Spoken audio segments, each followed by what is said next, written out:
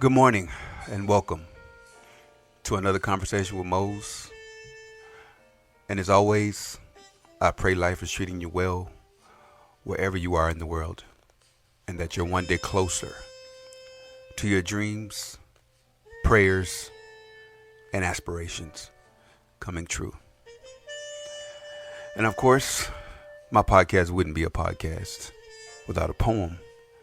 So this poem is taken from the book Lovesick Humanitarian, written by Harlem poet Mark C. Johnson. Available now where books are sold. And this poem is called Rising from Ashes. Burnt and destroyed, I created a new me. Added a little water and created some clay. I never thought I would bounce back, but destiny can surely make decisions for you on your behalf. From pessimism to optimism, from death to living. If you know and you have been there, then you must have seen me rising from the ashes. Just wanted to enlighten you once again with a poet. One of my favorite poets, if I must say so myself. And again, it's taken from the book Lovesick Humanitarian, available now where books are sold. And honestly, that poem was very appropriate for today's podcast for myself. Because I feel like, honestly, that I've been rising from the ashes, rising above what feels like a turbulent world right now for me, for a million reasons. And today's podcast is going to dive into one of those reasons. And today's podcast is called, or the subject for today is, Treat Black Money Like White Money. Both green, but different. And I realize that's a pretty long title, but there's my reasons. I have reasons for that. But I want to talk about black businesses in particular. Black businesses and how we treat our black customers. And I don't know about you guys, but I've been putting off this conversation for a while now, and I've been experiencing some things when it comes to spending money with black businesses, because I am a black business, so I feel some kind of way about it. And I'll be the first to say I love supporting black businesses. I would prefer my money went to a black business than an alternative business. Let me say that first. But I want to first say I treat all my customers the same. Whether they spending $10 with me, whether they're black or white, or they spend $500 with me. Money is green, but I also believe in great customer service. And maybe I'm old school. I believe in saying please and thank you. Thank you for shopping with me. Thank you for spending your hard-earned money with my business when you could go somewhere else. And that's my rule of thought. Even working in retail for a lot of years, you smile at the customer, you say thank you for coming. And I did that for other people's businesses for a long time. I did retail through my 20s, actually as a teenager, all the way up until my adult life. And I know what good customer service can do for a business. Which brings me to my point. And I'll give examples. I don't understand how we as black people treat each other so shady and nasty when it comes to, or just half-ass. My money spends like everybody else's. And I feel like if I was a white customer in some circumstances, you're going to go the extra mile. You're going to go out the way to say thank you. You're going to hope that they come back. You hope that you get a tip, the whole nine. But why is it that when it comes to the black experience, and the reason I'm even saying this is because I believe it hurts my business, because I believe that people think they're going to get treated that way. So if they spend a certain amount of money, they're going to get treated like the last black business treated them. They're not going to get the great customer service. They're not going to get thank you. They're not going to get good product, good service. So my question is, why do we do that? You know, for example, I have been living in Oklahoma for quite a few years now, 6 to be exact, and actually going on 7 years. And I find it interesting when it comes to, like, I like getting my hair cut like every other black man, getting groomed. You feel good when you get your hair done. And, just like women, again, you want to feel good. You get your face shaved and you get your hair washed, the whole nine. And I've gone through probably 10 barbers in the last 7 years. And that's crazy for me, because when I lived in Atlanta, I had, maybe I can count on one hand how many barbers I had, how many stylists I've had. And that's a relationship that, I cherish. Most people enjoy going to the barbershop. That's where you get to relax, laugh, talk shit or whatever. But here it's been interesting. And I'm struggling because I want to keep going to the very gifted people in terms of what they do, what they offer in terms of hairstyling and cutting and braiding and so on and so forth.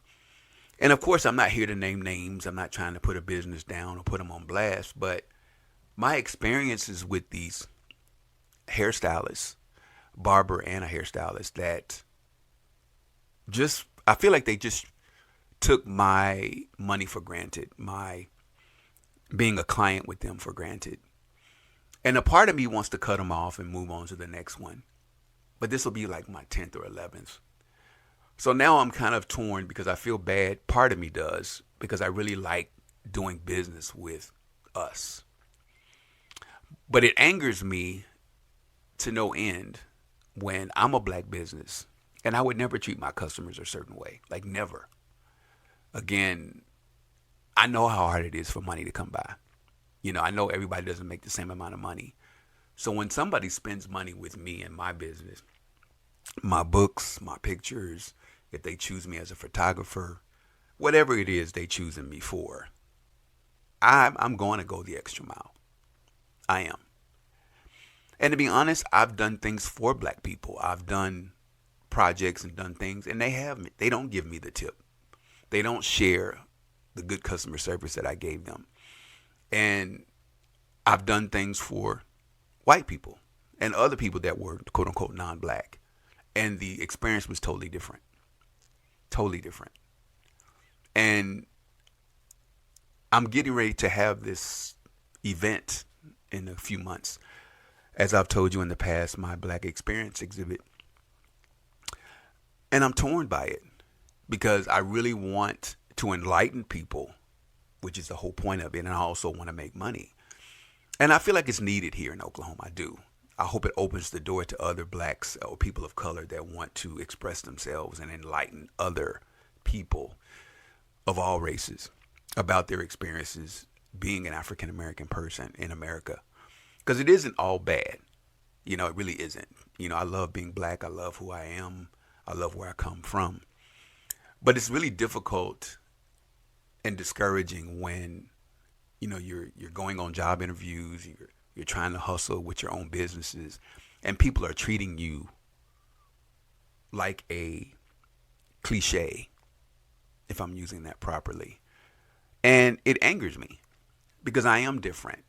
And I've always been accused of being a quote unquote Uncle Tom, which I'm not. I'm learning Uncle Tom is something totally different than how we've been using it as black people. But I don't kiss up to anybody. I'm just being myself. I say sir and ma'am and thank you to all black people, period. Not even just black people. I respect my elders. I don't have to like everybody I come in contact with, but I am respectful. But exceptionally respectful when I have people doing business with me. And I've always had that, and I probably have to give that to my dad as far as the encouragement to be the best, him and my mother. I don't do anything unless it's excellent. The only person I'm competing with is myself. I don't think about what other businesses are doing or how they're doing it. I do it. I want people to have a pleasant experience when they come to me. Whether it's something I'm sharing with them, something of wisdom. But it angers me that when I do business with black people, that I feel like I'm getting a bad taste in my mouth. And if they're doing it with me, they're doing it with other people. And what bothers me is that black money is the same as white money. It's different because, and the reason I think it's different is because the sacrifices that black people have to make their money. It doesn't come as easy for us.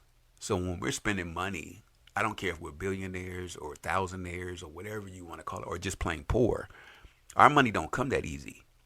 So to maintain our money, to make our money, isn't as, it doesn't flow the way I feel other people's money flows. So most of us don't have savings accounts that we're counting on. Most of us don't have a retirement plan in place. We don't have emergency money.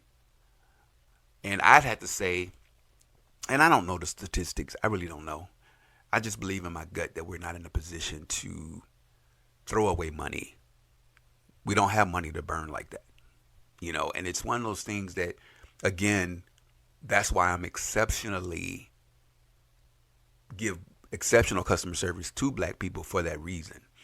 Now, not to say I don't treat, the counterparts any different. It's just that I know our money is harder to come by. So again, no matter what your hustle is or however you make your living, I look at black people that way. Whether you college degreed or most of us aren't rich. We might be doing well, but most of us aren't. Like, you can't support your whole family. Again, then you wouldn't have any money. And as I go through my own struggle, trying to keep my businesses afloat, trying to maintain, and even working at a corporate job, which is a whole nother subject altogether, how we are at work, still kind of coincides with what I feel about our customer service, how we treat each other, how we interact with each other. I don't get it. Honestly, like I said before, I'm not jealous of other people. I'm supportive because I know everybody doesn't have the same goals that I have. They don't have the same aspirations that I have. So why would I be jealous of somebody that doesn't even want what I want? And even if I meet people that do have the same aspirations as me, they're not me. So I don't understand the logic of how we treat each other or mistreat each other when it comes to customer service and how we treat black money. And again, black money is still good money too. And just to use my partner as an example, I've seen this man spend money with black businesses. Small businesses, black businesses, other businesses as well, but I've seen him go the extra mile and pay full price for something that he wanted. And I have so much respect for him for he does go out of his way to spend money with black businesses, but he expects to be treated with the same respect that you would give a white customer. And again, he's going to probably spend more than them because that's who he is. And I know quite a few people like that. I'm one of those people. When I have the means to do it, I want to support other people, especially authors or musicians and singers. I'm real quick to buy the music. Even if it's not something I'm necessarily that I like or listen to, I still want to do it anyway. I know what it's like to have a dream and you want to get ahead and you want to work for yourself and have that freedom. I know that too well, very well. But it angers me that we mistreat each other. Like last week, like I said, I won't get into the details, but I was so angry and disappointed that I didn't want to pay them for the service that they rendered to me. I really didn't. I wanted to cuss them out and say, what the hell? And it's like, because you're not going to treat your white customers like that. I know that I know that I know. And we always say that, but it's true. I roll out the red carpet for anybody that's spending money with me. Like I said, whether they buy a book, any service that I provide, you're going to get top. If you buy something, I'm going to ship it immediately. You're going to get it. You got to get a thank you card, the whole nine. No exceptions. And I wouldn't hire anybody that didn't give the same level of customer service. They would get fired instantly. The minute I heard that you said something to a customer that was not appropriate, that's coming from me, they would be fired instantly. Because that's a reflection on me and my business. I wouldn't let you answer the phone if you got an attitude. I just don't believe in it. It hurts other black businesses, period. It just hurts us. It hurts us. as a community because we can't trust each other. And it's and it hurts my heart because again, I'm more sad than mad because I don't understand the logic that we have that we're going to mistreat each other. We're going to come late to an appointment. Oh, he won't mind if I show up 10 or 15 minutes late. That's my time. You're intruding on my time. I don't believe in that colored people time thing. Stuff happens, true enough, but that's when you offer a discount and you say, oh, well, or you offer the next time I see you, I'll give you something for free or whatever. You make up for that if you want to keep that customer. And I don't want to have 15 barbers and 15 hairstylists, or I don't want to change jobs 15 times, or have a black supervisor that I think is going to treat me nasty because I'm black. And like I said, I don't get the logic. I don't understand how and don't get me wrong, I don't want to get on and complain about us, even though that may be how this is sounding. But I want us to be aware of black money and who it's coming from and how we get our money, the struggles, the sacrifice that we have to make our money. So when somebody's doing business with you, no matter what they're spending, they should get treated with a level of respect that, especially if you're another African American person, you really should be really taking into consideration the struggles that we go through every day. And no, it's not your problem, true enough, but they don't have to do business with you. I'm sure there's a white person doing the exact same thing you're doing and they can give their money and they're going to charge probably more money and add a fee to it. And they're going to pay it with a smile. And you might not charge half as much, but they don't want to do business with you because you're late. You have bad customer service. You have no people skills, no social skills. Get off the internet and start socializing with people. Say thank you. Look people in the eye. Thank you for your business. Thank you for continuing to be a valued customer. When did people stop doing that? Because I can tell you, not just in the corporate sector, but I could go all day long in different experiences that I've had and how people have treated me, and even white people too. I mean, I don't want to point the finger at anyone in particular. I just know that my experiences when it comes to customer service from anyone has been really lacking. And to be honest, it just pisses me off because again, I work hard for my money, very hard, probably harder than I've ever worked. So to mistreat my money or to act like it doesn't matter, black money matters. Let me just say that again. Black money matters. And to be honest with you, the only people I feel that have really supported me throughout my life mostly have been black women. Black women have spent money with me. Now, not to say black men haven't, it's been very few that have. But black women and white men and white women have spent money with me. It's different. It would be nice if my black male counterparts would support me in what I do. I don't even think black men are really listening to my podcast. I mean, it would be nice. I know some are, but it would be nice to hear from my black counterparts to what their thoughts about my podcast or what I'm saying or my subject matters. But again, I think we just treat each other shady.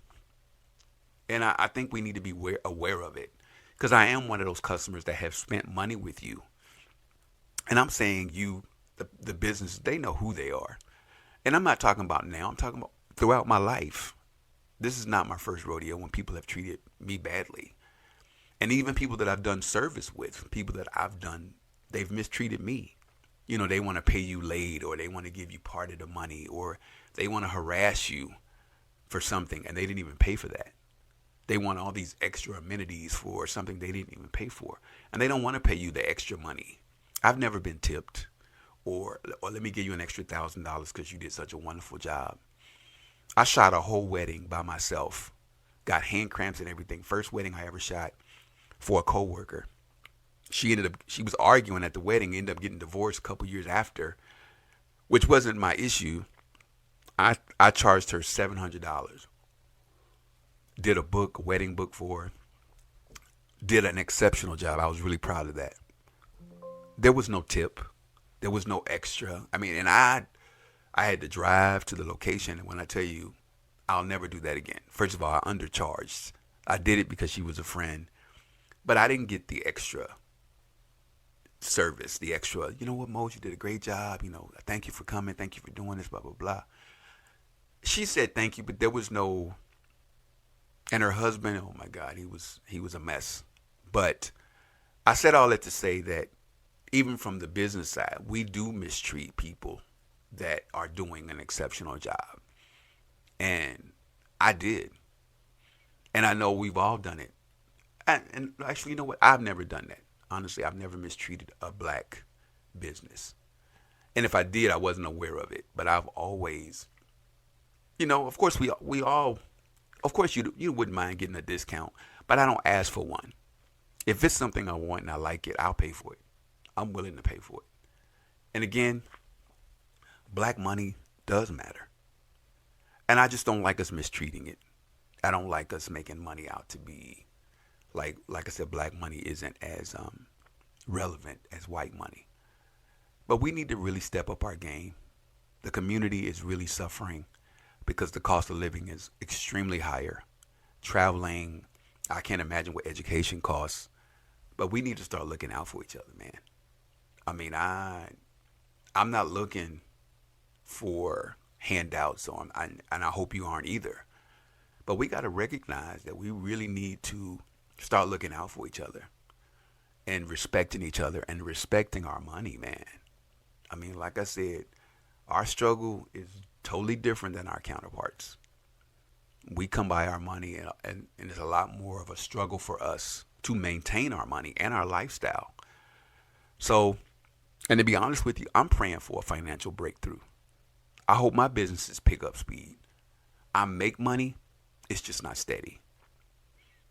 Unfortunately, it's not steady. And I get discouraged. I get disappointed. I even get pissed off because I'm pouring more of my money into my business because I'm betting on me.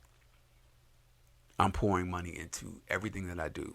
Everything you see, the podcast, everything you see me with my name on it, I'm pouring money into that because I believe in it. And if you take nothing from this podcast today,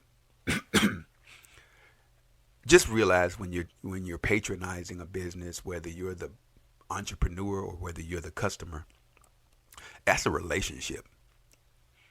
Respect that relationship as you would respect any other relationship. So, going forward, of course, I want to talk about my business, All Things Moetic. Stop on by the store. Take a look around. I have a lot of unique items that I believe are perfect for that unique friend, unique family member. Just take a look around and see. As always, I'm going to be adding some new products soon. And also, my Black Experience exhibit, still in the works. I'll definitely keep you posted on that. Don't have a date as of yet, but I will, and you'll be the first to know. Still working on the details. But as always, I want to thank you for listening, engaging with me, hopefully understanding my perspectives on certain things, and just respecting where my head is at. You are amazing people if you didn't know that. And again, I pray life is treating you well wherever you are in the world, and that you're one day closer to your dreams, prayers, and aspirations coming true. Thank you for listening.